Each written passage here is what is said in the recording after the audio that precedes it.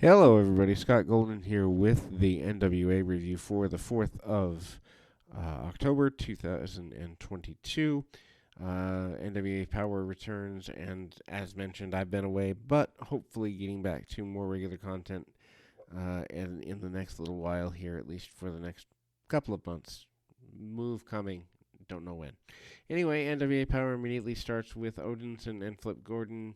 They are fighting in the ring. A decent opening match. If you've never seen Odinson before, he was a standout on the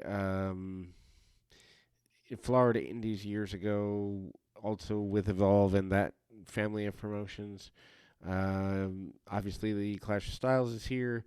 Flip Gordon is attacked for the majority of the by Odinson at the end of A74. He attacks right away. Odinson then goes and overpowers his adversary, lands some cheap shots. Odinson then hits a drop kick for near fall. Gordon then hits a springboard into a tornado DDT, stopping the offense, and then follows up with a Death Valley driver and a super kick for a near fall.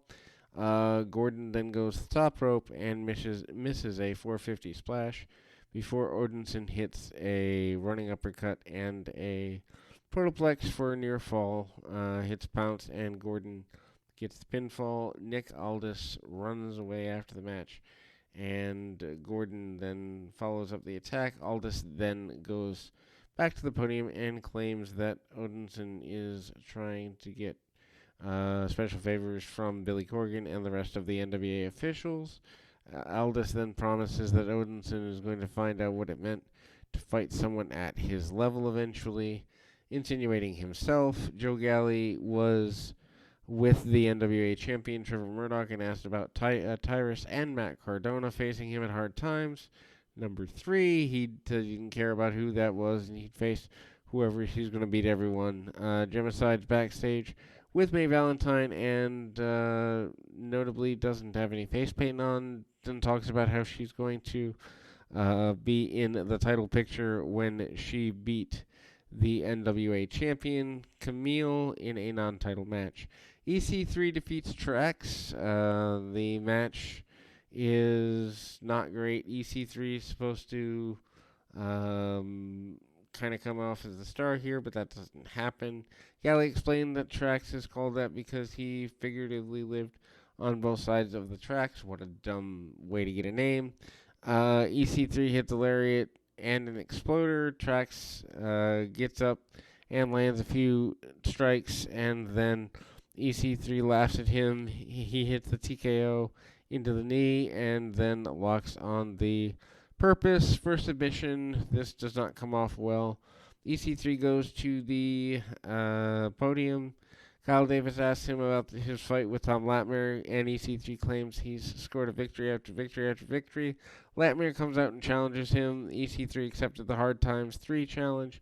EC3 said so much nonsense here that he could have said in 10 seconds, but ultimately it doesn't really matter.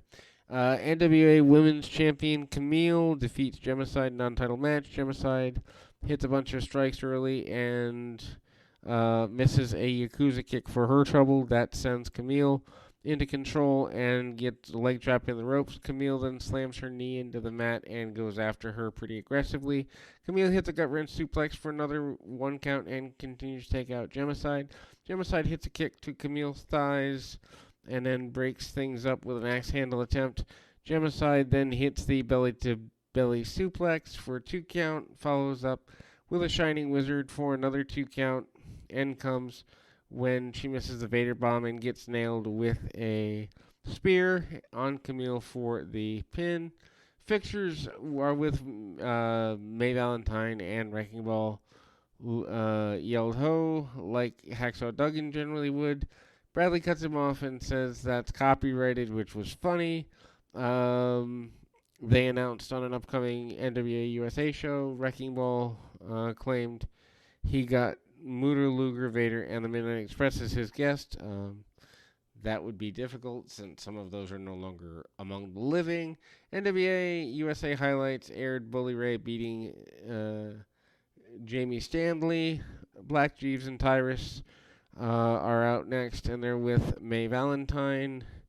and they claim that Tyrus should give up the NWA TV title to cash in for a shot at the world title. Tyrus then asked Black Jeeves to make sure the match was made, so he might get a casting in it.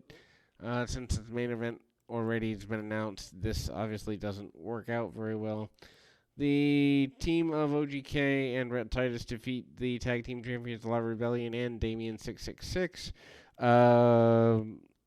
Match moves very quickly. Damien 666. It looks reasonably well considering he hasn't been on national television in, 20 plus years. Nitro era. OGK and Tyrus immediately go after their opponents, and they are obviously willing to cheat and all of that.